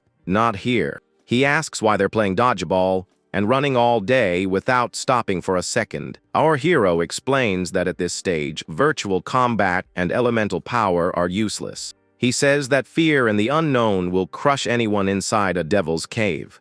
In those moments, what decides one's fate isn't theories, but pure instinct. That's why he says they are training to improve their endurance and reaction speed. The young man states that the school's simulation is limited, and only a real cave serves as training, but he knows that ordinary people can't enter these caves to train for real. Only the extraordinary with privileges and advantages get this kind of access. With this, they widen the gap with others and always maintain high positions. His rival is one of those who was born with the best of everything from birth. They possess things that other people will never be able to touch in a lifetime. Then one of his friends asks what people like them, with nothing, can do to change that. Our hero says they must enter the Empire Guild with the highest score of all. The friend with glasses understands that the assessment is their only chance to surpass the others. And with a serious look, the young man thinks that this is also his best chance to turn the tables. He states that he will do his best to keep his promise and that they will win. With 15 days to go, he trains in the magic tower, facing the ghost lions again. During the combat, he is hit head-on and suffers a serious injury to his chest. The beast's blow throws him back with great force, showing the intensity of the training. With 10 days remaining, the team continues their grueling physical training on the track. Back in the magic tower, he continues the fight and is now able to defend against the attacks. Meanwhile, his rival is also training intensely, cutting down monsters with his sword. With only 5 days left, our hero's team continues the intense physical training. With 3 days until the assessment, the rival looks confident and ready for the big battle. With 2 days to go, the young man levels up to level 16 as a lightning assassin. On the last day, he is injured but determined, because the real battle begins now. The day of the combat assessment finally arrives, and a drone greets the participants. One of the students prepares for the event, calmly adjusting his combat gloves. Our hero and his team are ready, and the drone asks them to check their equipment. With a flash of light, the graduation assessment finally begins for all the students. At the university's administration building, important people arrive in luxury cars. Director Gong Xuan greets a man who seems to be very important there. He is Gong Lin, the co-founder of the Empire Guild and the father of our hero's rival. From a window, some people watch and are impressed by the man's appearance. Shortly after, a limousine arrives, and everyone wonders who is inside the vehicle.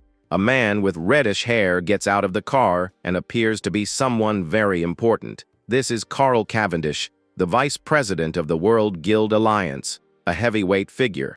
Everyone is shocked to see that such an important person came to watch the assessment. One of the observers comments that it's a once-in-a-lifetime chance to see these people. As the guests enter, the others think about how a connection could change their lives. The instructor reports that 184 students are participating in 28 teams. He explains that 23 teams chose F rank and 3 chose E rank. In addition, 2 other teams chose the D-ranked cave. To the astonishment of Secretary Segrid, the vice president eats some snacks and offers them to the director, who politely declines.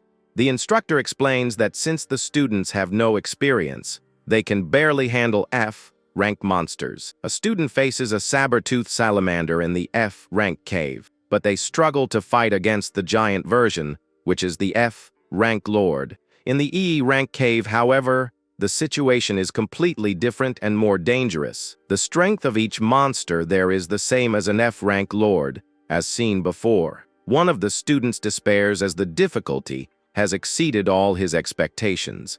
Hearing this, the secretary asks if there are any protective measures for the students. The instructor reassures her, saying that the students are their most precious resource. For this reason, armed personnel from the Empire Guild monitor all the Devil's Caves. Additionally, the wristbands they wear have an emergency teleportation function. One of the students gives up and activates his wristband to leave the assessment immediately. As soon as the command is given, they are teleported out of the Devil's Cave. The secretary comments that even so, 2 teams chose the difficult D rank cave. The instructor agrees and wants to see for how many minutes they will manage to hold out. He then thinks that those brats will flee the cave in no time, for sure. The D rank cave is a cloud forest with a cold, snowy environment. Suddenly, they come across a strange creature and wonder what it is. It's a ghost bat monkey, a D rank monster that looks quite terrifying. The captain explains that they are good at group attacks and aerial dives. With that, he warns everyone to stay on constant alert for aerial attacks. Without warning, the bat monkeys begin to dive and charge toward the team. Our hero shouts and warns his friends that the monsters are coming to attack. One of his friends is almost hit by the flying creature's high-speed attack. Another team member also jumps to dodge the bat monkey's swift attack. Lying on the ground, they are surprised that they manage to dodge the monster's attack. Suddenly, one of the creatures is taken down and falls hard into the snow right in front of them.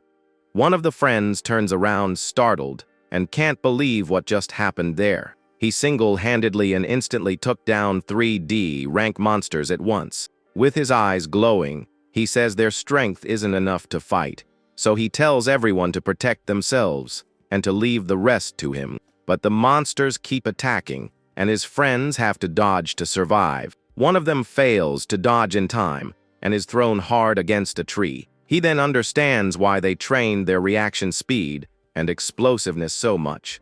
The captain never expected them to help, but rather that they could protect themselves. The dorm leader gets annoyed at having to depend on our hero to graduate. Meanwhile, the young man uses his lightning powers to face the monkeys alone. More and more monsters fly towards him, trying to take him down at any cost. With his speed, he unleashes a flurry of blows and hits several creatures in the air. One of his friends didn't believe he was so strong, but now he sees it with his own eyes. He thinks the young man is so strong that he doesn't even seem like a mere student graduating there. Another friend wonders when the young man became so reliable and feels left behind. Suddenly, one of his friends yells and warns him to be careful, as another monster is coming from behind. The reflection in the friend's eye shows the monster approaching for a surprise attack, but the dorm leader uses his fire power and prepares to intercept the creature. He hits the monster and says they can't be dead weight and just depend on the captain. With that, the other 2 look at each other and understand that this isn't just their friend's assessment. With a war cry, he declares that the graduation assessment belongs to all of them too. The long-haired friend agrees and releases his green energy to help in the fight. He then uses his ability and summons several vines to trap the flying monsters. The vines move quickly and manage to trap one of the creatures in mid-air. The beast struggles but can't escape as the other friend prepares on the ground. To his astonishment, the creature breaks free instantly, and he can't believe it. At that moment, the friend with glasses uses an ice power to freeze the flying creature. He yells that he managed to slow it down and asks the other friend to attack with everything he's got. The long-haired young man also gets ready and says that now the monster won't escape. Together, they combine their powers and trap the monkey with both ice and vines at once. With the target trapped, the dorm leader concentrates his energy and creates a fireball. He then launches his explosive flame projectile with all his might against the enemy. The fire attack hits the monster head-on, causing a large explosion on the scene. The creature screams in pain from the impact, but it seems the blow wasn't enough. The young man is startled by the beast's resilience and launches more fireballs to attack.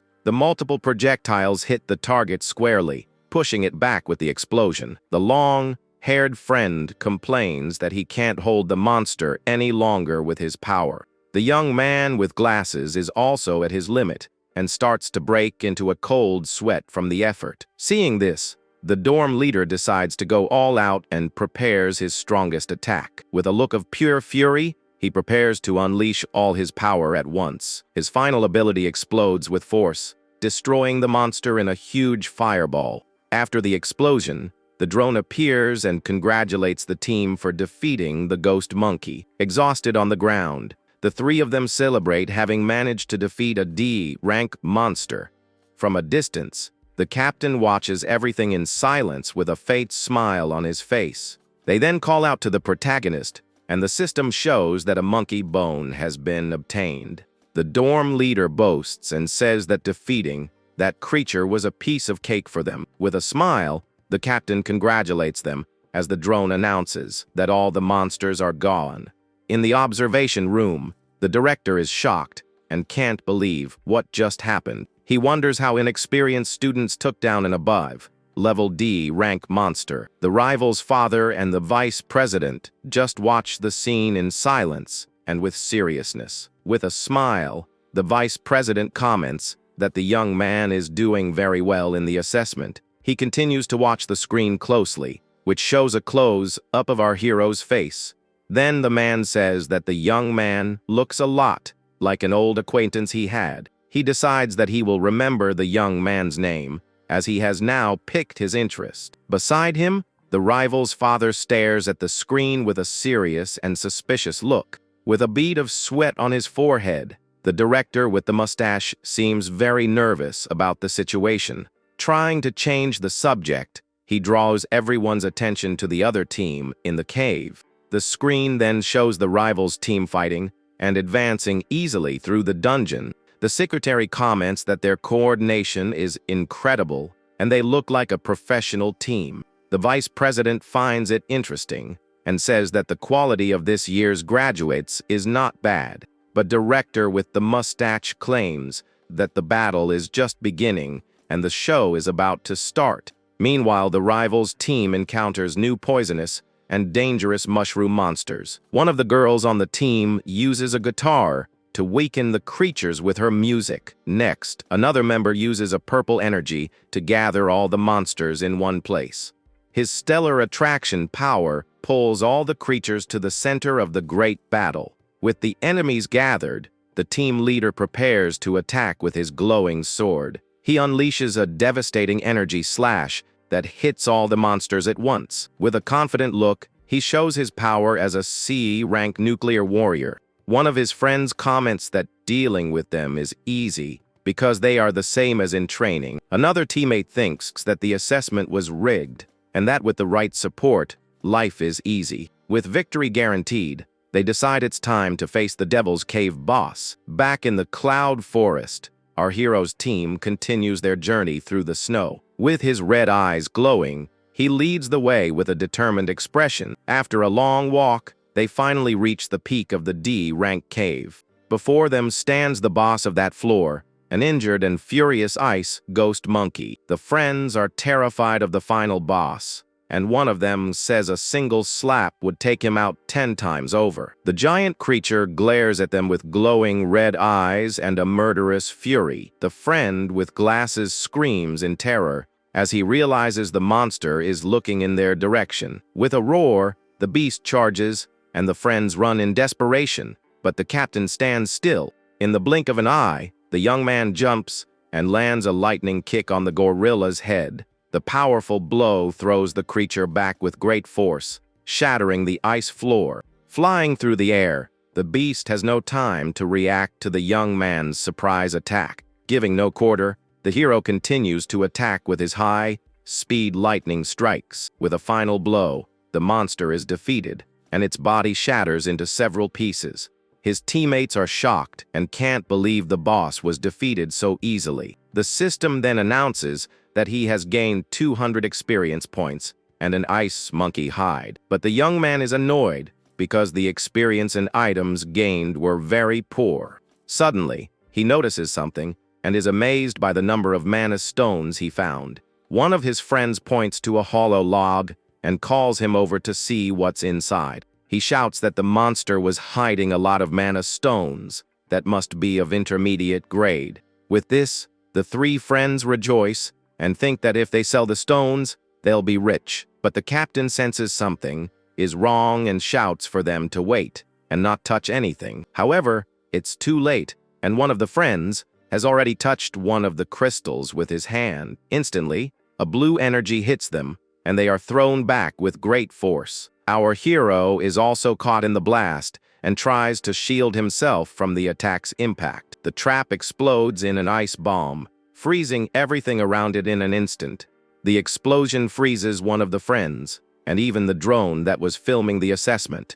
As a result, in the control room, the signal from our hero's team is lost instantly. The director with the mustache smiles and thinks that they fell into the trap, as monsters are clever. The man with the mustache then says they need to save the students and decides to intervene in the assessment. But the rival's father and the other man ask him to wait and give them a little more time. The man with the scar explains that their vital signs are normal and they haven't given up. He then states that the right to choose should remain in the hands of the students themselves. Back in the cave, the friend with glasses sneezes and shivers from the cold because of the ice. He's thankful they are support types and have the resistance not to freeze completely. Suddenly, a wicked laugh echoes and a shadowy figure emerges from the ice crystals.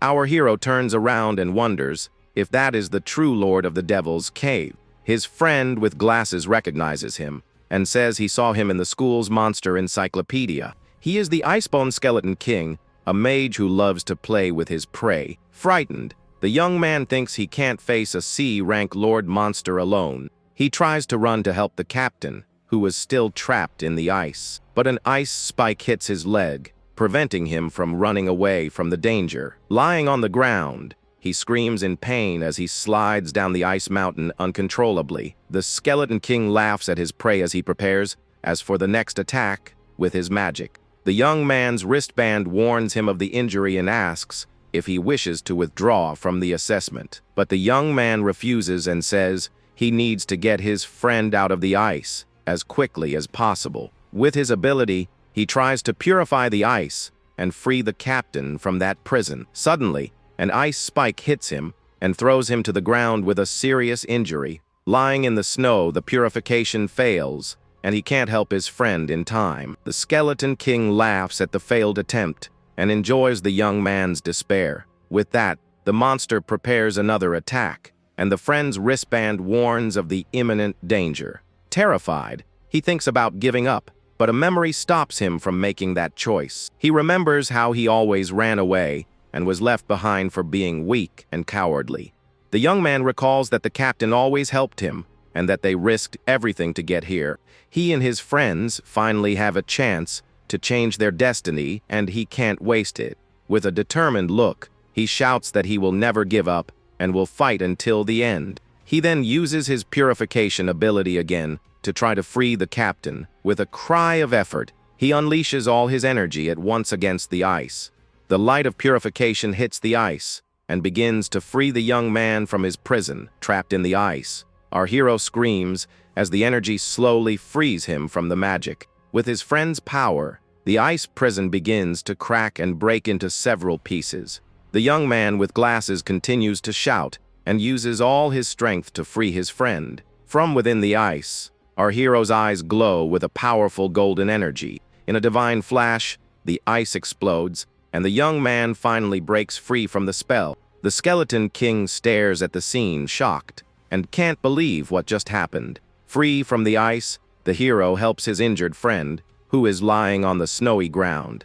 The teammate says that in the end, he had to free himself from the monster's control on his own. But the captain says he was a great help and asks if his injuries are okay. The young man then warns him that the monster is the Skeleton King and they can't get frozen. With a serious look, our hero prepares to face the true lord of the dungeon. Suddenly, the Skeleton King launches a massive ice bomb in their direction. With a wicked laugh, the creature enjoys the despair of its new prey. The friend with glasses screams and wonders how they are going to dodge such a large attack. The large ball of ice rushes forward, preparing to crush the young men there. As the attack approaches, the monster floats and continues to laugh at its victory. But suddenly its expression changes, and it seems surprised by something that happened. It notices that its attack was stopped by a mysterious blue energy barrier. Our hero then changes class and becomes the Hell Death King to fight. The Skeleton King is completely shocked to see the young warrior's new form. His friend is amazed by the power and asks why he is no longer a lightning assassin.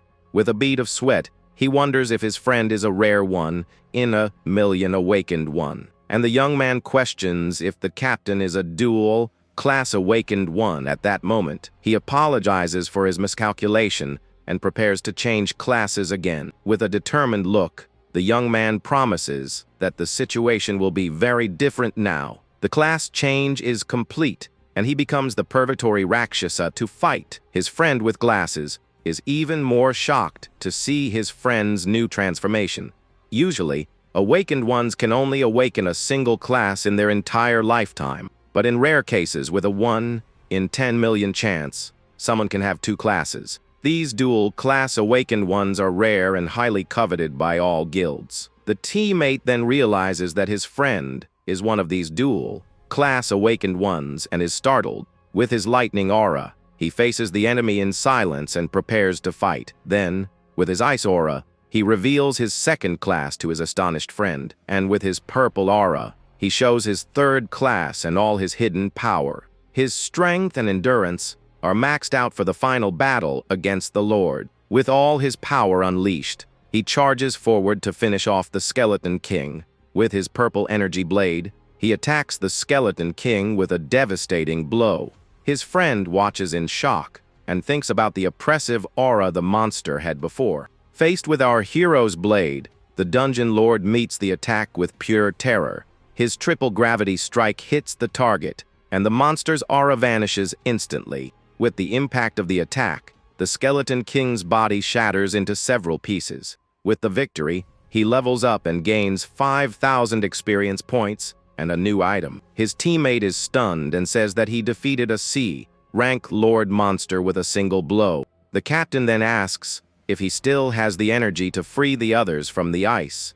The young man remembers his friends and runs to help them out of that ice prison. Suddenly, the devourable mark appears on the remains of the fallen monster on the ground. With a glint in his eyes, he prepares to absorb the power of the Dungeon Lord. He then uses his ability and begins to devour the essence of the Skeleton King right there. His hand clenches tightly as the monster's energy is absorbed into his body. The absorption is complete, and he acquires a new class skill in the dream world. With a serious look, the young man surveys the battle site and thinks about what happened. He realizes the drone was frozen and his abilities were not exposed to the public. At that moment, a notification appears on his chest and a holographic screen opens. His assassin class has reached 100% proficiency, and he has gained a point. With this, the young man is surprised to see that he managed to obtain a new power star. Meanwhile, the rival team faces the cave's lord, a giant devouring flora. One of them complains that the D-rank boss's strength is too high and he can't take it anymore. Another team member shoots several lightning arrows to try to injure the creature, but the plant's defense is too high and they can't break through its shell. The creature then attacks with its vines, throwing all the team members away. One of them panics as they have never faced such a strong monster in their training. Another says that their only hope now is to trust in the guild master, Gong Ting. The rival team's leader then concentrates his power with the help of his companions. With his eyes glowing red, he says that this power is already enough. He charges forward with his fire sword and prepares to attack the monster with everything he has. With a war cry, the young man flies towards the plant's core to finish it off. With a furious shout, the young man commands the creature to burn to ashes instantly. His sword glows intensely, and the blow strikes the monster with devastating power. His incinerating blade ability causes a gigantic explosion in the middle of the cave. His friends celebrate and praise him for being the strongest guild master there is. The drone then announces that the rival team has cleared the D-rank cave in 35 minutes. One of the friends boasts, saying they were the only ones to do it in under half an hour. With the multiplier of 3, their final score reaches 150 points. Another teammate says that even an F-rank cave would take more than an hour for the others. Upon leaving, the young man scoffs at the others, saying they must be the trash who gave up on the assessment. One of the seated students is in a panic, begging for the monsters not to get him anymore. A girl is also crying in fear, saying the creatures were too terrifying for her. One of the members of the rivals' team observes all the injured students with a look of contempt. With a smile on his face, he seems to enjoy the despair of everyone else there. He then sees our hero's team and says that, as expected, they gave up early. The provocateur approaches and calls out the protagonist's name to get his attention. He continues his taunts, saying they couldn't even finish the final assessment. But the team leader calls him back and tells him to stop the provocation at once. Then the rival says that the vice president is there and they should go greet him now. The vice president applauds and says they witnessed an excellent performance today. With his hands on his chest, the man praises the rival team's performance and is impressed. The important men then walk down the corridor towards the assessment students. The rival's friend gets excited because the man at the top of world power is coming towards them. With a serious look, the man extends his hand to greet the guild leader's team, but to everyone's surprise, he walks right past the rival's team without a second glance. The man approaches our hero, and the rival is shocked by this unexpected action. He shakes the young man's hand and congratulates him for clearing the D-rank cave in 21 minutes.